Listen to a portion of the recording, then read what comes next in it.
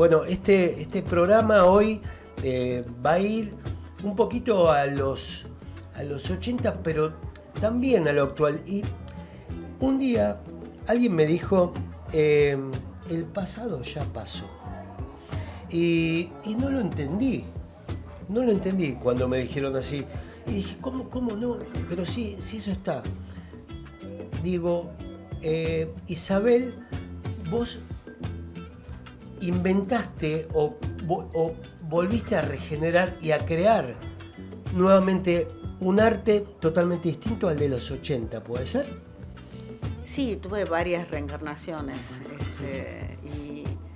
y no le tengo miedo a eso, quizás porque me permitió ser más libre el hecho de como no tuve una carrera muy determinada o porque me fui también, no es que tengo que estar todo el tiempo quizás dándole a la gente algo que espera de mí. Entonces lo hice con mucha libertad, no tenía que responder a un mercado, si querés. Exacto. Hablando con Isabel de Sebastián, y ella un poco... la voy a presentar un poquito porque no hablé de... comenzó con una agrupación que se llama Metrópoli en los 80. Cuando empezaste con algo que la gente no sabía, que era también lo de hacer una performance, ¿no? En realidad antes de Metrópoli, yo empiezo con las Baby Queens. Exactamente, con las Baby Fabi, claro. Y con Vivi Telas. Uh-huh. Y eso sí que era raro, o sea, Metrópoli dentro de todo había bandas sí, como sí, Soda, sí, claro. Empezamos varios, claro. Pero las Baby Queens nos subíamos al escenario y hacíamos algo que la gente se quedaba, de hecho, con Charly García la gente quedó espantada porque no estaba la gente para nada acostumbrados a ver performance. Claro. Entonces, o sea, esto fue antes de las Gambas de Al Ajillo, fue el claro, primer grupo el primer realmente grupo, de mujeres performático y uno de los primeros que hubo. Uh-huh. Entonces, eso sí que rompió mucho. En realidad, cuando yo entro se vuelve más de música. David León tocó todas las canciones de nuestro primer demo, que eran canciones mías. Uh-huh. Una que había hecho con Fabi y otras que eran mis primeras canciones. Sí. Y pero eso sí que era muy diferente y muy disruptivo. Uh-huh. Los 80 fue una década sumamente interesante donde todo se abrió. O sea, para un productor, ¿viste? Producir a las viudas era la primera vez que se producía, claro. O a nosotros, ¿viste? Me parece que por un lado fue más aceptado el hecho de ser algo diferente, pero por el otro lado era algo que cuando pasaba a los grandes escenarios sí era más difícil. O sea, yo lo sufrí, por ejemplo, en un festival de la falda, que la gente tuviera una reacción tremenda, porque ellos querían rock pesado, papo, todo claro, eso, entonces claro. De pronto... ¿Y ahí estaban ustedes? Sí, las Baby Queens no, con Metrópoli, pero salí yo y entonces era como, ¿cómo puede ser esto posible? Claro. ¿Viste? Pero después en los lugares chicos donde tocaban, por Los Redondos también medio que recién empezaban, o sea, no tenían, tocaban en lugares muy chicos. Y en esos lugares chicos la gente adoraba esto, o sea, mientras se mantenían lugares chicos de gente que no seguía, era todo genial. De todas maneras, tengo una mirada crítica, sí, sobre lo que está pasando. Me parece que...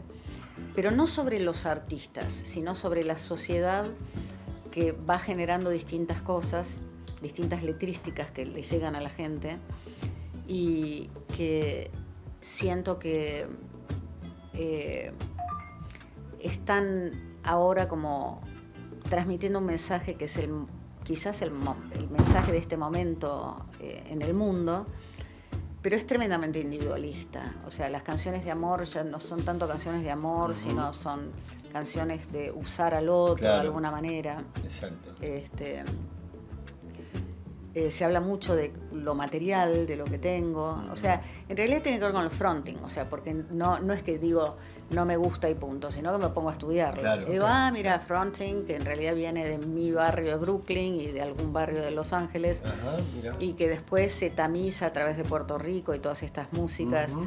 Pero, viste, el fronting es un poco el canto, digamos, toda la impotencia que siente el hombre negro en un lugar donde la única salida que tiene es vender droga, por ejemplo, y estar en un gang, en una pandilla, no sé cómo se dice acá,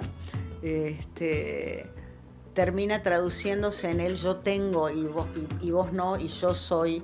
Entonces, y a mí todo yo soy el más pija, o no sé cómo llamarlo, el más. Y entonces, si yo tengo, entonces me pongo la cadena de oro y me pongo y digo, tengo esto, y me pongo los símbolos que tomo precisamente de esa clase blanca dominante. Entonces yo tengo, qué sé yo, Gucci, o tengo marcas, porque yo llegué, porque yo puedo. Acá está la gente escribiéndonos, mandando fuerzas, saludos.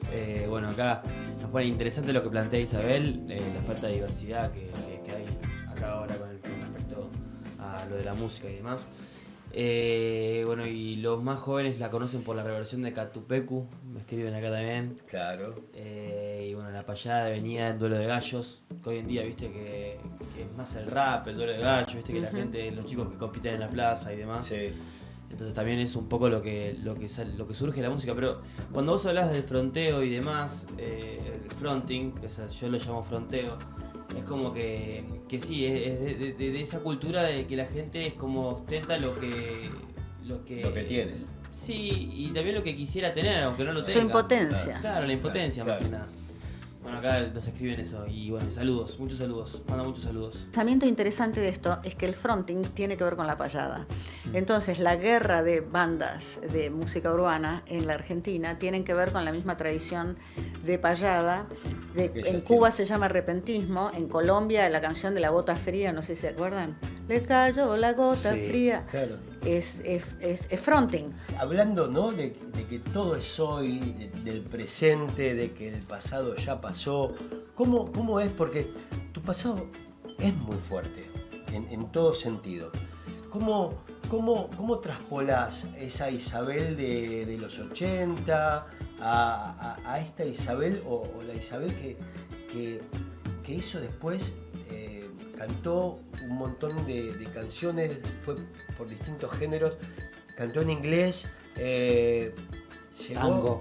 tango, llegó a Nueva York. ¿Cómo traspolás esa Isabel? ¿La dejás en el pasado o la traes de vez en cuando? Mira, yo digo que, viste, quedó en la hornalla de atrás. Uh-huh. Pero es como, viste, uno es así, de pronto lo pones en la hornalla de adelante. Durante mucho tiempo no tuvo una presencia en mi vida, te diría, porque estaba demasiado ocupada haciendo otras cosas. Y ahora ya me siento como en paz y con una síntesis de las cosas. ¿Qué pasó desde esa chiquita que se sentó en una mesa a cantar cuecas, que contaste por ahí alguna vez, a hoy a Isabel haciendo Te Mataría? ¿Cuánto tiempo pasó? ¿Cómo evolucionó? Es increíble, ¿no? Sí, y creo que con muchas inseguridades en su momento, ¿no?, que son las que el gran freno que tenemos, y por eso también como sociedad, cómo poder superar eso, ¿no?, y sentirse mucho más en calma. Como, viste, hay tanta ansiedad y hay ansiedad y depresión, todas cosas que atentan tanto contra los deseos y contra la libertad. Entonces, te diría que como toda vida calculo muchas luces y muchas sombras.